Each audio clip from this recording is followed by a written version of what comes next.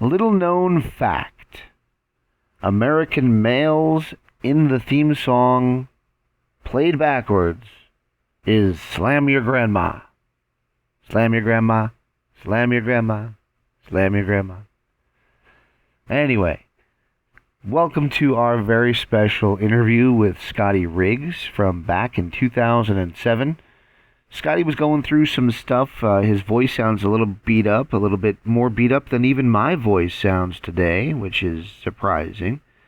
Great interview with a guy who had a great career as well. Think about all that he was a part of. Nitro, a feud with the NWO, ECW, and beyond. I mean, this guy really had a great career. One of my favorite interviews that we've ever done in our almost 20-year history. Back in 2007, we had on Mr. Scotty Riggs. Everybody do the clap. Remember, if you like this interview, click that like button, subscribe for more old and new content from right here, WrestlingEpicenter.com. Thank you guys, and we'll see you on the other side with the interview. The following announcement has been paid for by the Wrestling Epicenter. Hey, everybody. Hey, guys. Hello, ladies. Remember me? Let me talk to you, dummies. It's now time It's theater time. TikTok. It's showtime. for the longest running wrestling talk show in history. We are huge. It's gonna be cool. You're where it's at. You smell like me. Tune in each and every week. You better keep listening, or I'll come out of your computer And turn it on for you. or else I'm gonna kick your stinking teeth in. We've been known by a few names. The needs of the many far outweigh the needs of the few. The interactive interview, Interactive interview. Oh, yeah. Interactive interview. The interactive interview. Interactive interview. The interactive interview. interactive wrestling radio, Interactive wrestling radio. Interactive wrestling radio. Interactive radio. Interactive wrestling radio. Interactive wrestling radio. The Blaze, Blaze 1260 AM. The Blaze. The Blaze. Blaze. The Blaze Rock. and a lot of other names. Weekend Warrior of Wrestling. The Pile Driver. The Epa Wrestling Center. 3-count wrestling. The Hour Slam. But it's all one show, the Wrestling Epicenter. Wrestling Epicenter. The Wrestling Epicenter. The Epicenter. Wrestling Epicenter, dude. The Wrestling Epicenter. Don't get off. And your host from day one, By ignorance or arrogance. James Walsh. Wake up, sleepyheads. Dr. Carol S. It all starts What a rush. Oh, Boomer Sooner. Thank you very much. I got 2 words for you. Thumbs down. Breaking necks and cashing checks. I've heard a lot about you guys. Check it out. Get out of my face. You win! But I'm desperately out of time. So what you gonna do when Blaze-a-mania runs wild on you? now. Welcome back to the Wrestling Epicenters. We're now being joined by former WCW and ECW superstar Mr. Scotty Riggs. Riggs, how you doing today? I am doing very good, my friend. How about y'all? I think we're all doing well. Yes, indeed we are. I always have that eerie silence there because I don't want to step over everybody when I talk. Well, hey, I'm not afraid to step on anybody. You know, just go ahead and remember the old Riggs remorse back then. Just don't have any remorse. Just go ahead and step on somebody if you want to. Sure. Sounds good, man. So I guess the first question we have to ask you is, what the hell have you been up to lately? Oh, so we got 20 minutes here or so for one answer of one question. That's a book in itself. Just to make a long story short, I had a few X, Y, and Z factors on personal life to take care of, a few injuries. Through my last matches I had back in 2003. Right. I broken up my elbow wrestling on a TCW show for Dusty Rhodes. Yes, sir. And I was like his last heavyweight champion, and had a match and had to go 30 minutes in the match and broke my elbow within the first, I think it was 8 minutes. Oh, wow. And so I had to deal with that, had to let that heal, and then came back in a match in Birmingham and broke 3 ribs working with Terry Funk. So, wow. Had a few injuries there that took time off that, was kind of forced that way. My dad passed away from lung cancer at 73. Oh, wow. And then I also got divorced. So, just to let everybody in the world in my personal life, had a lot of X-Y-Z things happen in about a 1.5 year span. And so just kind of, made me have to sit back and just kind of take a little semi-retirement time and just take care of me for a change. Been a long 12-year career that shaken me all over the world thanks to Ted Turner at WCW and Paul Heyman and ECW. So just really get me busy with that, and comes down to take care of yourself every once in a while. But to be honest with you, I miss the fans and I miss the ring. So hopefully take care of a few details and stuff like that to get me back in the action. Yeah. Is that why you created the MySpace page, to kind of get back in contact with the fans? Exactly. I mean, if you look at the MySpace, it kind of starts off about this, being the real Riggs, and just the fact that it's trying to be an interactive site with the fans. It's just getting them back to know that I'm around. I'm looking into a couple different options of where I want to go and what I want to do, and getting a lot of input back from the fans. And it's really been refreshing that, whether it's United Kingdom, whether it's Canada, some fans from Japan, some fans from just Australia, New Zealand. The fans have really been amazing that they haven't even forgotten the American males. Oh, yeah. That's a scary thing. Yeah, we got questions. Forgot that. We got questions for you coming up on that. Oh, my gosh. I can only believe what that's going to lead to. Yeah, I'm kind of, I actually have a quote from Buff Bagwell. I'll throw that at you now since you mentioned it. He used to... I didn't mention Buff Bagwell. Marcus Bagwell is a partner. Yeah. See, Buff, I have nothing to get. I have not a good... Yeah. Well, he gave me a quote saying that before you guys walked through the curtains, he used to say, "It's not easy being cheesy." That was our lifestyle. It was not just a quote that we said before we made our entrance. That was the American males. Let me steal your thing here. The Epicenter was the epitome of being an American male. Was it ain't easy being cheesy, and we were cheesy. So I take it that's not something you were that fond of doing? I wasn't fond of it. At the time, it kind of fit kind of who I was. I was young, up and coming, and the unfortunate thing about the American males is we kind of got stuck into a cookie-cutter principle of what Kevin Sullivan, Jimmy Hart, and those guys saw. They saw fantastic, the Rock and Roll Express, when actually the wrestling world was changing, when they didn't want the fans just did not appreciate the happy no matter what babyface. It was turning into a stone cold area of gray at that time. We were just kind of like a corporate look. That's what they wanted. They wanted these guys that were pretty. We were supposed to see baby faces. The girls love us, and the guys liked us great. But unfortunately, I was just, the American Males was a great character. It was a great persona. It was who me and Marcus were, but it was just bad timing with how it was presented. Now, if we would have been the guys that, the guys hated, if you would have heard if you pay attention to our entrance, you hear a bunch of high-pitched yays, which are the chicks, and a bunch of boos, which were the guys. Right. Now, if we would have come out there being a little more egotistical, going, we know you guys hate us because all the girls, your girlfriends love us, and they did, and girls, you might not be first, but you'll definitely be next. And then the girls go, what jerks? And then they start booming us. Then the American Males would have been probably one of the hottest things you'd have ever seen. Right. They probably would have blew away the New Age Outlaws, you know what I'm saying? Because they were hot in their time. But they came across doing exactly what they needed to do. Right. American Males, we try to, force things of who we were down people's, who the company wanted us to be down their throats. And that's why I just wasn't quite successful in the people's eyes. Me and Marcus had great chemistry together, you know, as a tag team. That's why it was so much fun to work, to wrestle with him. I think that's why he won the tag team title so quickly, too. Yeah. It was just the fact that, hey, you know, there was great chemistry working together.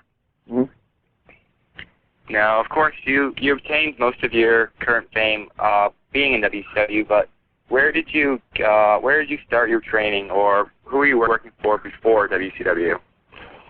Actually, I started in small independence in Georgia. I was actually in school. I was playing football at West Georgia College, Division II school, and been a wrestling fan pretty much my whole life since 8 years old. I met a guy, Ted Allen, working out of the gym in Carrollton, Georgia, and he was getting ready for a show. And Ted wrestled as a nightmare. He helped train Arn Anderson, Tracy Smothers, Big Boss Man, referee Randy Anderson. A lot of these guys were out of the Rome, Georgia area where Ted was based out of. And so me and him started conversations, and you know, he took me to a couple of independent shows, started training me, started working with me, and introduced me to different promoters.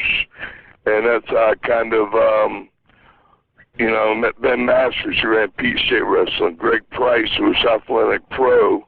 And that's where I met Rob Van Dam, wrestling for Greg Price. Me and Rob have been friends for a good 11, 12 years now, if not longer. And I just kept meeting promoter after promoter. I moved to Marietta, where I met another promoter, and that's where I started working out and being in that fitness that Lex Luger and Sting owned together. So in this one brief period of time, about a year and a half, I met a bunch of different promoters and a lot of different wrestlers. I got to a DDP and Brad Armstrong, and all from Main Event. And then they all started working with me. And then I met Joni Hamilton, who was one of the guys in charge of TV talent for WCW. Right. And that's just kind of how that kind of fell together.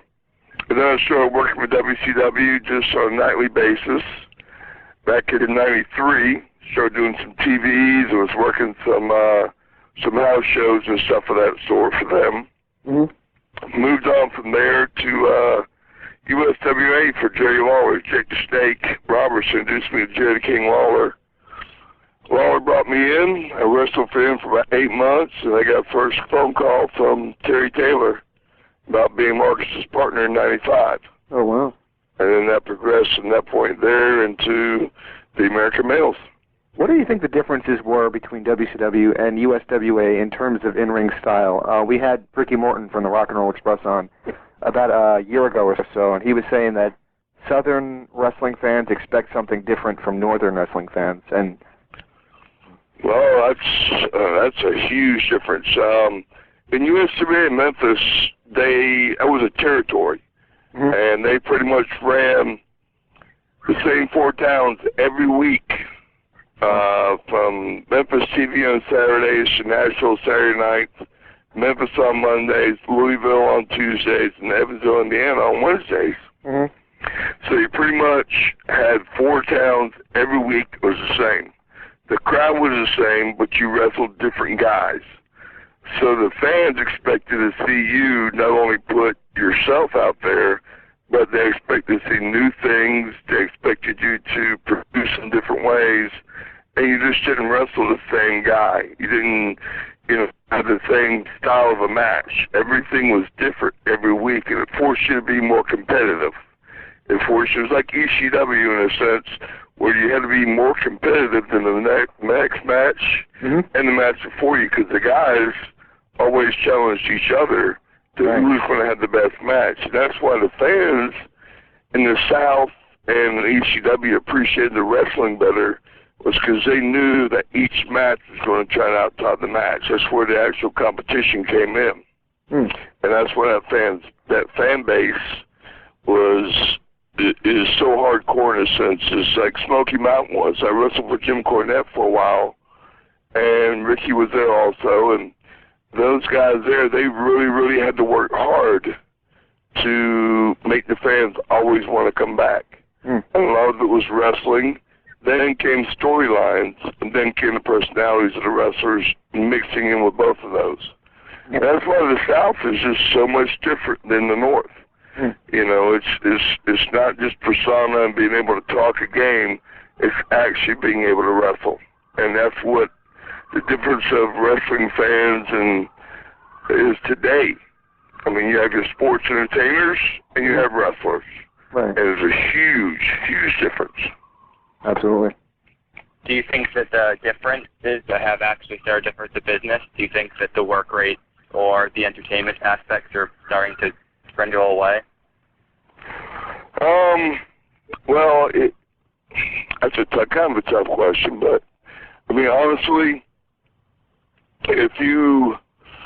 wrestling is a very cyclical business. It has its ups and its downs. I think right now it's kind of a downswing because the wrestling fans, if you keep up with anything, they're not happy with characters. They want to see wrestling. You know, if you watch an NFL football game, you're not watching just to see T.O. or Bill Parcells and one of those guys. You're watching to see the outcome of a game. Right. And what happens outside of that is outside of that, and that's what makes you watch the news and sports channels and stuff like that. But you don't watch a game to see what T.O. is going to do. You watch to see what a team's going to do. Right. You watch wrestling, and it's what wrestling fans appreciate, matches. Just like Chris Benoit, Steve Austin, even Triple H. Those guys are actual wrestlers, are more respected, and you never really hear the fans make fun of those guys. Right. But then, you know, there's other guys who are entertainers, and the fans like those guys, and they sell merchandise, but you don't hear the fans really support those guys as much. And that's where you can't trick a wrestling fan. And that's where the difference is right now with entertainers, why the work rate's chopped off, is they know that all they got to do is make sure they sell merchandise, and they got a job. You know? Yeah, actually, you reminded me when you said the American males used to get that high-pitched reaction, but the lower bass boos. That kind of reminds me of what's going on now. I don't know if you watch it with John Cena. Yeah, it's actually, you know, I'm a guy. I mean, the politics of wrestling is one thing, but you know, I don't really want to ever say anything negative against an individual. I will only focus on positive stuff. So, you know, you want to say that busting ass, Bust's supposed to be an ass. Well, Marcus is a great guy, you know. But John Cena, unfortunately, has gotten put into a cookie-cutter mode himself of what Vince wants him to be. Right. And John is a heck of an athlete from what everyone's told me. Right. But unfortunately, he's just not polished on his wrestling skills. And, you know, unless a guy is polished on his wrestling skills, he shouldn't be your world champion just because he sells more T-shirts and does a 5-knuckle shuffle on the STFU. Right. You know, those are, yeah, they may sell merchandise, but if you see Stone Cold, probably was the biggest merchandise move in the world, when people watched his matches, they believed what Steve was doing. Right. He didn't have holes. He might have done a few things that were signature maneuvers, but they were all wrestling things. You know, The Rock was great, but The Rock also knew how to put things together to make it make sense. Right. You know, when you watch those guys wrestle, they suspended disbelief. Right. The fans were captivated from bell to bell. You know, nowadays the fans want to see an entrance and they want to see an ending, and they don't care what happens in the middle. Except when certain guys are out there like a Chris Benoit or a JBL, guys of that caliber who know how to wrestle. Kind of funny because a lot of people on the internet are very critical of JBL, but I think he's one of the best workers they've got. Oh yeah, he's great, but the thing was just for the longest time in the beginning of his career, he was just never really properly used, and he was always as talented as he was, but they just never gave him a chance. His chance kind of came along a little bit late in time, and so the fans kind of like, the best conversation I ever had with Arn Anderson, actually when it was about 94, late 94 at Center Stage. He pulled me in and goes, Scotty, you're one of the most talented young guys we have. Right. And unless you leave here and go somewhere else and just work on your wrestling, work on who you are. He goes, you got the look, you got the ability, you got the charisma, the energy. Unless you leave here, you'll get stuck in a stereotype. Mm. You know, Eric Bischoff, who was getting his power at the time, he said, he's going to view you one way. And that's it. You're going to get stuck, and that's what's going to happen to you. Mm. And that's about the time that I met Jerry King Lawler, and everything happened. I left, went to USWA, was there for 8 months. Mm-hmm. As weird as this sounds, in the 8 months I was there, I put about 70,000 miles on my own car and made less than $6,000. Wow. Exactly. But I got the experience and the exposure when I had my chance to come to WCW to land a great job and a great position with the company, because I had left and gotten prepared to do what I needed to do. And, you know, JBL was the same way in a sense. He was a world champion caliber guy, but they always had him in tag matches. Yep. And they always used him that way. I mean, I'm not talking like I'm some expert or anything. I'm just talking as a wrestler who kind of went through some of the situations. Right. You know, guys always saying you could always have great matches with Scotty Riggs. You could always have a great match with JBL, Eddie Guerrero, any of those guys like that. Mm-hmm. But they never really got that major push until the fans had already viewed them one way. Mm-hmm. Some people say that Eric Bischoff did not view tag team wrestling as important, and you being put with Marcus as a tag team, did you feel that I got to get out of this so I can show what I got, or were you just happy to be part of the show? Well, I mean, Eric, see, tag team wrestling is an art form, and Eric, he kind of lost focus of what the art form of wrestling was too. He sort of came into the hype of what a Hogan or a Nash or a Hall, a lot of what those guys were dictating what wrestling should be. And of course, Hulk came from the Vince era of what entertainment sells.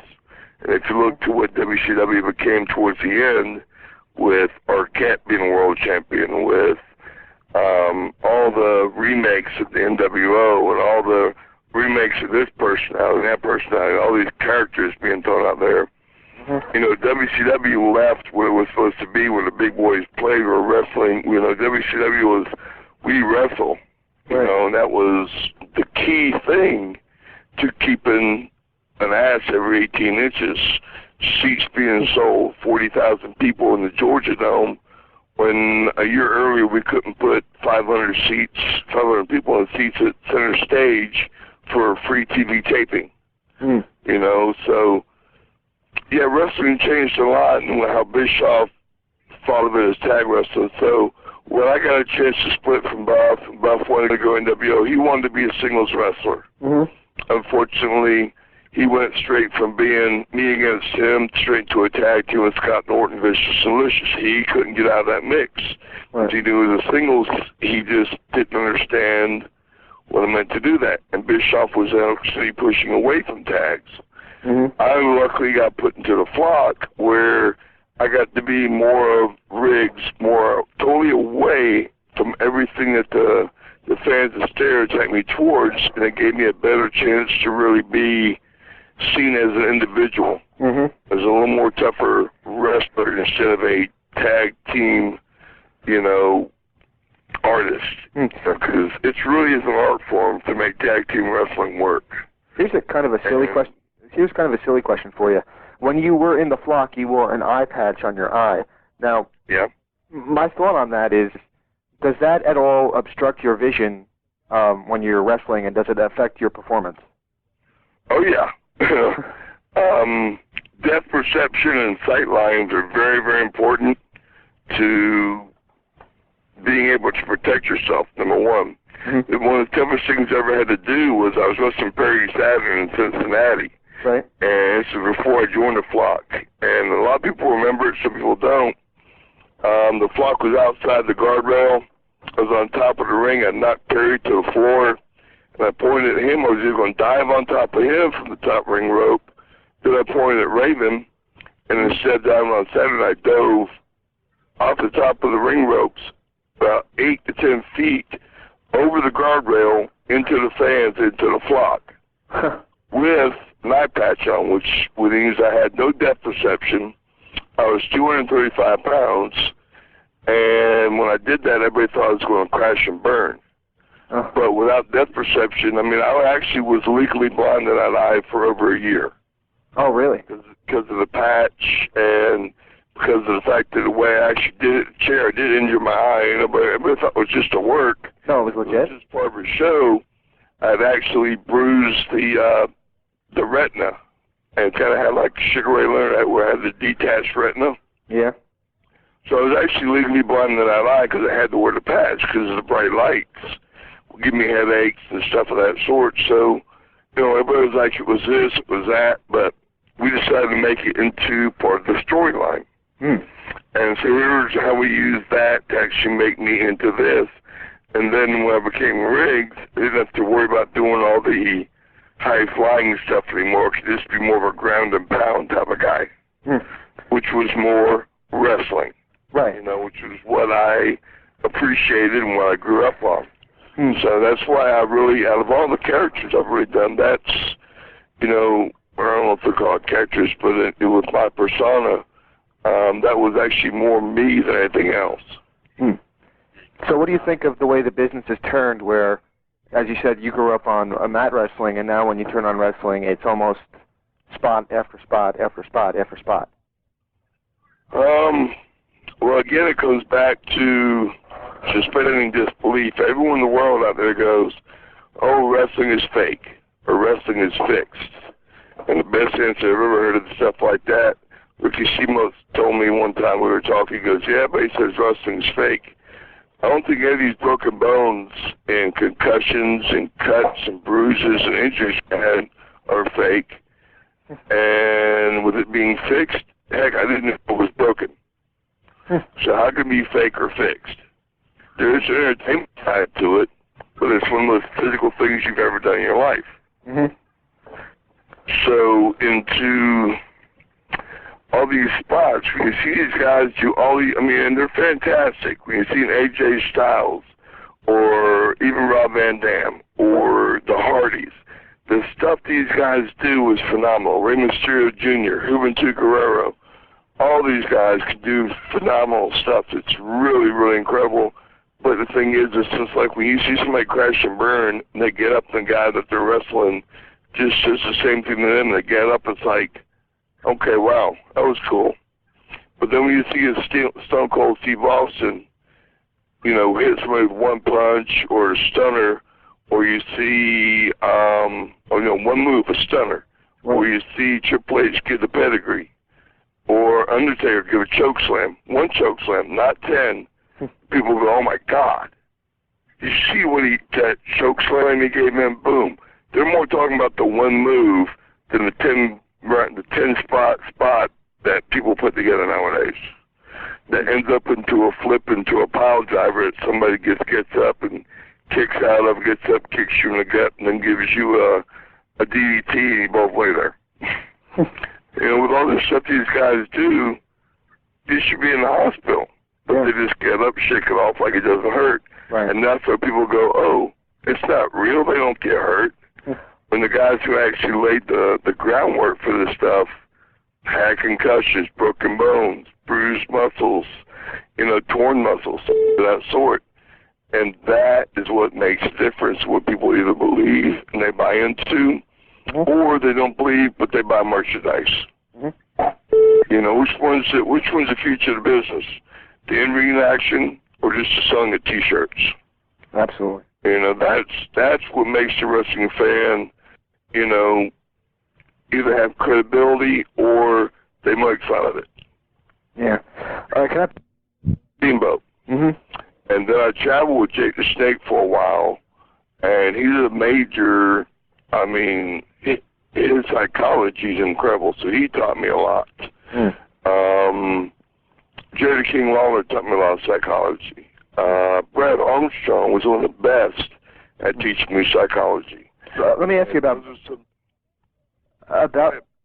Brad Armstrong. a lot of people said if you could have taken the Brad Armstrong behind the scenes and put him on camera, he would have been one of the biggest stars in the business. Oh, yeah. Brad, I mean, it's almost like Brian Armstrong, Road Dogg. That was Brad behind the scenes. Except Brian knew how to go out and be the Road Dogg, in front of the camera. While if Brian would have had the wrestling skills of Brad, he'd be Ric Flair. You know what I'm saying? You had Road Dogg, who was one of the biggest personas there was, for a guy who really didn't know how to do a whole lot of wrestling. He could throw some punches, do his little shimmy, shimmy, shake. He had the persona and the sympathy getting and the heat getting down psychology-wise, but he just wasn't your best worker in the world. Or Brian Armstrong was like watching water. You can put water fits in any mold. You can pour it; it rolls over everything. And yet, if it had to hit you with force, it would hit you with force. It had enough behind it.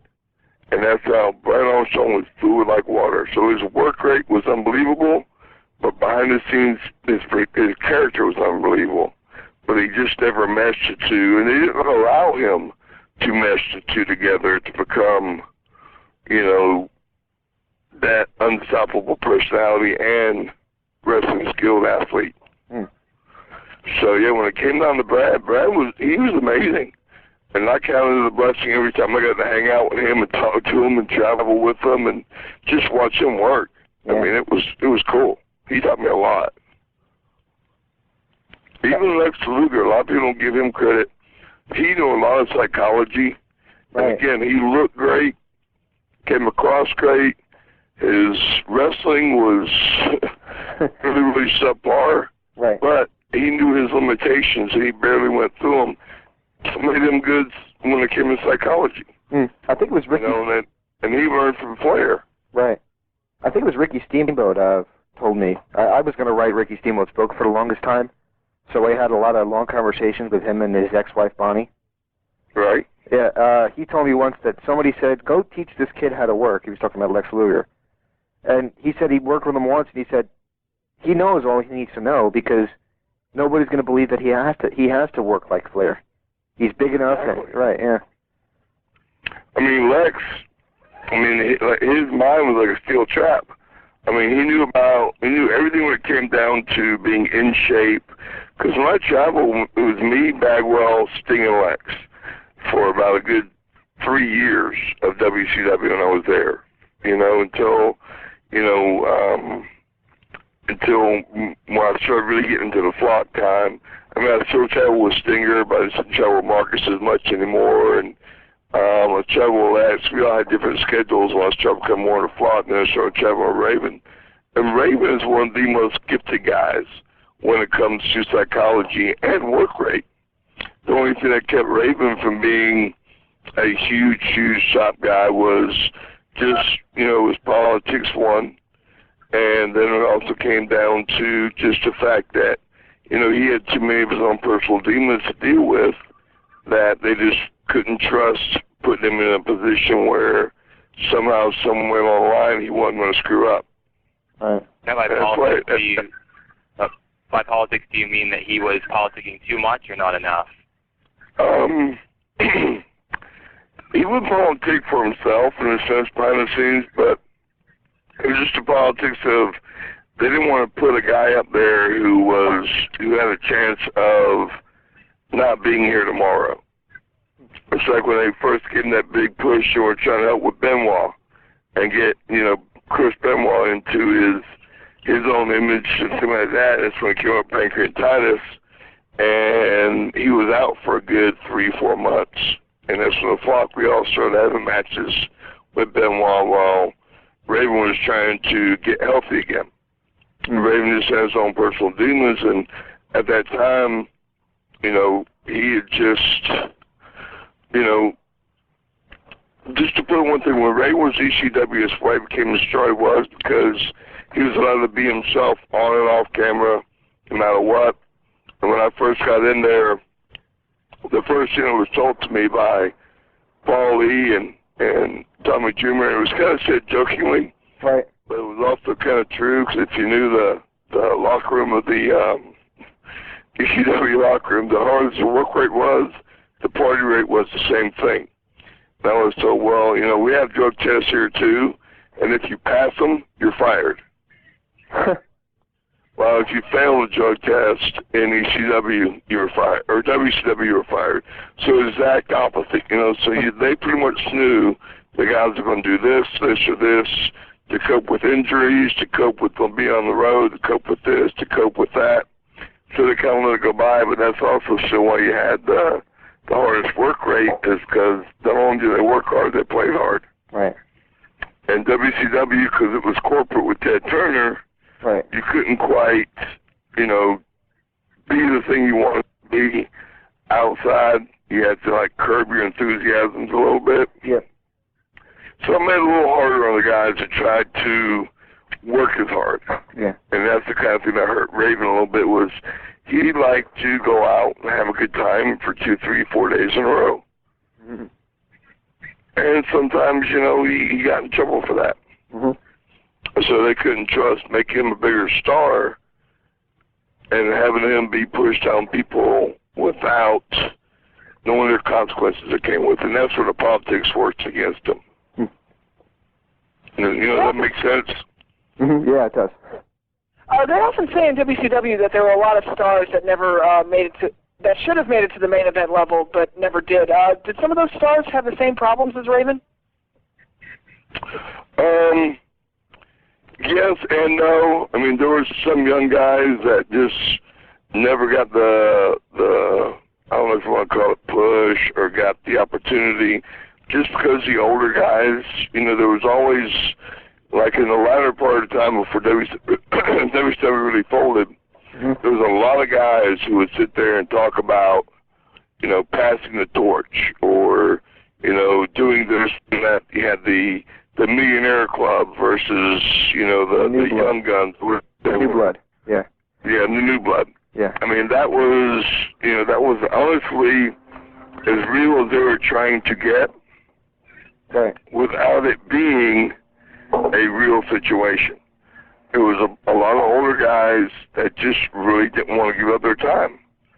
And a lot of young guys who could have been, but they still weren't prepared yet, because they hadn't actually taken time. They came straight out of the power plant or straight out of this, but they weren't ready to actually take that next step, because nobody really worked with them. You know, the mid-card guys, in a sense, if you want to call them that actually were prepared to move on, just didn't get the chance. Mm-hmm. You know, and I mean, that's a Brian Armstrong. Even Mark Bagwell never got. I mean, he could have been a much bigger star than he was, but right, he never really held individual title or anything like that on his own. Right. And you know, it's just one of those situations where he never got a chance to get above that little glass ceiling because of who was in the prime, and are they really going to get the chance to really move forward, or are they just kind of like doing the old bait and switch a little bit, like with you know, putting the bell on for a short period of time and then giving it back to somebody who's just moving merchandise? There's a guy going to miss his prime because he doesn't sell enough T-shirts. Right. Instead, where he could be a huge star. Right. You know, and then if you make him a huge star, he probably will sell T-shirts. It's that business over ability, I guess. I don't know. It should be ability over business. You know, depends how you look at the alphabet. Now, it seems as if, you mentioned earlier that you're good friends with Rob Van Dam, and it seems as if he was actually finally getting the proper push with WWE lately with the new ECW brand. Do you think that he may have basically screwed up his future with them, with getting pulled over with the marijuana in the car? Nah. I mean, everybody in the world, in a sense, is like, you know, they're making a thing out of this where everybody, all the wrestling fans in the world knows what Rob does in his time off. Right. I mean, he used to have Leafs on his singlet. Oh, yeah. Well, I mean, he was on the cover of High Times. You know, as weird as place it sounds, when we were traveling ECW together, we would always show up in the towns, and fans were always bringing him a joint, or they were doing this, or, you know, they were bringing him a bag of this, or, you know what I'm saying? The fans knew, and even when WWE hired Rob, they knew of what, whether it was stories they had heard, whether it was conversations they had, whatever the scenario was, they knew what came across with that. Right. And so the thing is, the fans know the difference. It all depends, you know, and the timing is bad in one sense with the drug testing, you know, and the wellness program and stuff like that. That, you know, yes, it's a drug, yes, it's this, yes, it's that, and you have to do things in a sense. And Rob's going to, you know, bite the bullet on it. Going to take his, excuse me, going to take his punishment like a man, do what he has to do, and move forward from there. But I don't think it's going to hurt him because the fans, as long as it's not hyped up, the fans are going to forget about it. Yeah. And they'll move on because, believe me, there's been bigger, you know, things that have happened to other stars that nobody really focused on. It was just bad timing for Rob, but it won't, you know, they'll punish him a little bit. I mean, look at Triple H. Way back when they broke kayfabe in Madison Square Garden in a cage match. Right. The Clique got together. Yeah. You know, Triple H got his big slap on the wrist for a while. This happened. Then look at the star. You know, he persevered. You know, he took his punishment like a man. Didn't complain. Got better. Understood what he needed to do, and performed. And so that's what he did. And that's what Rob will do. I've known Rob for, like I said, good 11, 12 years. Right. And it's never held him back, and it won't. Right. He's too driven. Right. Now, I'm actually going to just jump ahead here a little bit while we're talking about Rob Van Dam. When you left WCW, what did Rob help you get a job with ECW quite a bit? When I came in there? Yeah. Was he instrumental in getting you the ECW? job? Well, not exactly. There's a yes and a no to that. Well, basically it happened. Me and Tommy Dreamer have been friends off and on, and you know, I knew a lot of the guys. I knew Paul Heyman, and when I knew I wasn't going to re-sign with WCW, they had offered me a deal and stuff like that, and I decided I was just, you know, I didn't like the way that they were headed, and so I was like going, well, what's my next option? Where I really want to go?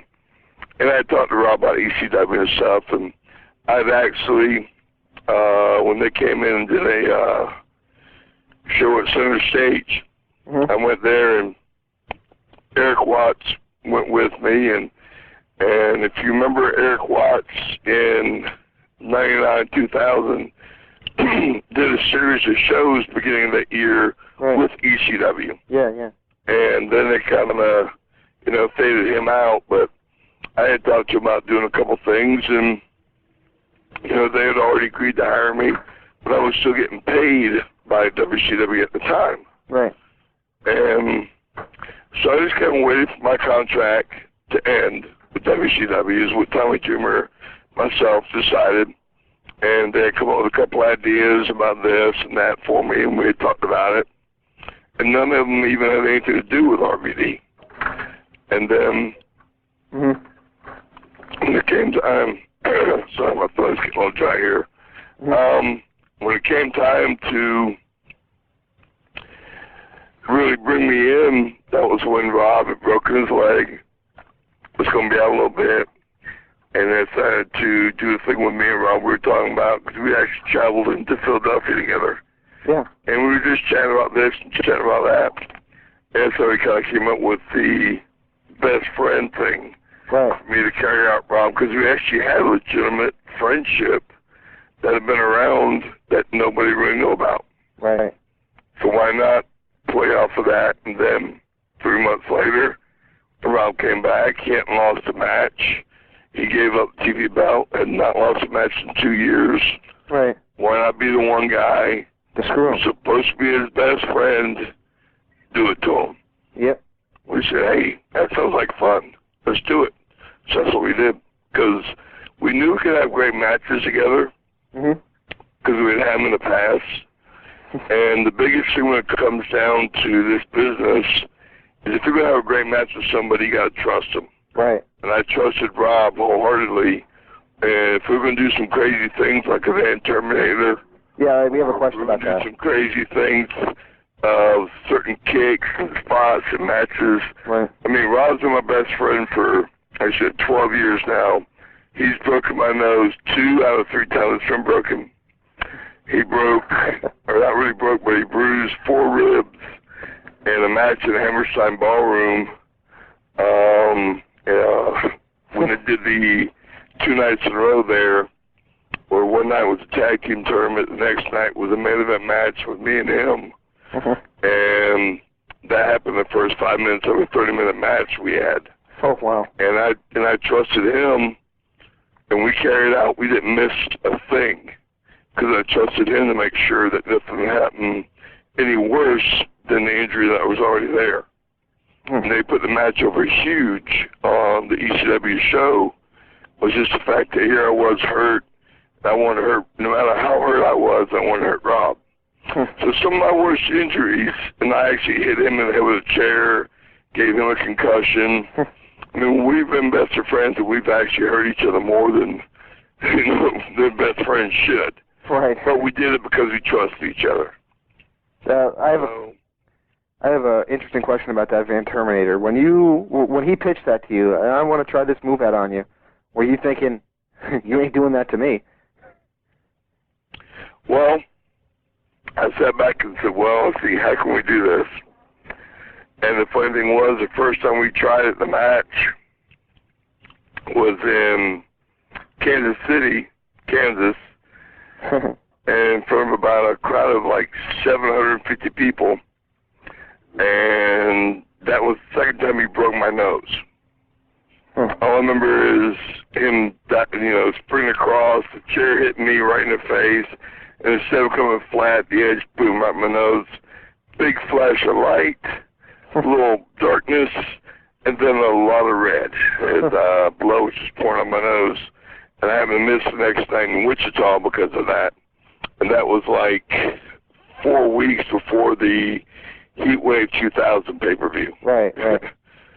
So there I was getting that right in the mush, Yeah. Right before we get ready to do it on a pay-per-view. So I kind of sat back and was like, well, it can't get any worse than it did right now. And if we did it on a pay-per-view and you see my face explode on pay-per-view, that'll be great for the realism. And it'll be just Rob doing it to me, Right. And, of course, in the match that we had there when I did the bulldog and the guardrail on him, he bit his tongue and so he had a big gash on his tongue. I had broken my nose weeks earlier, and this one, instead of just trying to protect my face with my hands, I put my arm in front of my face and said, well, if anything breaks, it'll be my arm. It won't be my face again, though. And luckily out that one, nothing got hurt. So, yeah, that's to a point where, even though I got hurt the first time, you figure that's when you're scared of what could happen again. I said, nah, it can't get any worse than that. So, yeah, I'll trust him, and I'll go ahead and go along with it, and we'll do it a second time. And it got over huge on pay-per-view, and it made everything look just phenomenal. So, where did you come? The only thing that sucked about it is Shane McMahon did it on WrestleMania, so Rob can't even do it anymore. Yeah. So that kind of killed that off. Yeah. So here I did. I broke my nose, and then did it on pay-per-view, and Shane McMahon stole it. Now it can't be used. Them rat bastards. Oh, I'm sorry. I don't know if I can say that on your show. You can say whatever you like. Oh my God, McMahon's doing everything these days. Those McMahons, God bless them, they do good things for business, but they sometimes hurt what makes business. Yeah. I have a really silly question for you. Where did you find that really cool theme song from ECW? actually Harry Slash, who was in charge of all their music and stuff like that, actually wrote that for me. Really? They kind of, the clap song. Yeah. They actually, his little garage band, actually put that together, which was it was all a parody of what the American Males was. Right, exactly. They kind of played off the American Males song and put just a little bit more to it. I remember I have one copy of it, and it was on a CD, and unfortunately the CD got broke, and my joke was when ECW folded, they owed me around a six-figure amount, and that was my six-figure CD. And then, of course, unfortunately, it got broke. Wow. So I lost not only my $100,000 CD, it got broke. So wow. I haven't even heard that song in years, but I have people who are out searching for it. I've heard clips of it and stuff like that, like off the pay-per-view and stuff, but nobody else seems to really have a copy of it. I mean, I have the American Male theme song and some of the other stuff I've had out there, but nobody can seem to find the clap song anymore. Well, you mentioned the McMahons earlier, and we talked about how they own everything. I was just thinking, do you own the name Scotty Riggs? Yes, I do. Oh, really? Mm-hmm. How come you didn't use that in ECW? Well, at that time, yeah. I didn't. Oh, okay. The way they actually that is, it's part of my family's name, but because of the Riggs character, they said that WCW, remember the, Diane, I can't think of her last name right now, the attorney, when I didn't sign my contract, gave him my notice, all the other stuff, and told him I was done. She came up and said, Diana Myers, that's her name. She came up and said, oh, and by the way, in case of wherever you're going, we own the Riggs name, not the Scotty Riggs name, but we own the Riggs name, and you cannot use Riggs from now on. Because we promoted it, we advertised it, we did this, we did that. So, you don't have any rights to it. And so basically when everything else that came across after WCW folded and everything else, you know, I pretty much went out and trademarked, I guess you say, copyrighted, whatever terminology you want to use, my own family name so that I could use it professionally. Well, that's a good idea. So, yeah, in a sense, I do. Yeah, I pretty much own Scotty Riggs' name. What that is it's a maiden name of my mom. Oh. So, that's where I went with Anton, which is my father's name. Ah, okay. So, and plus, only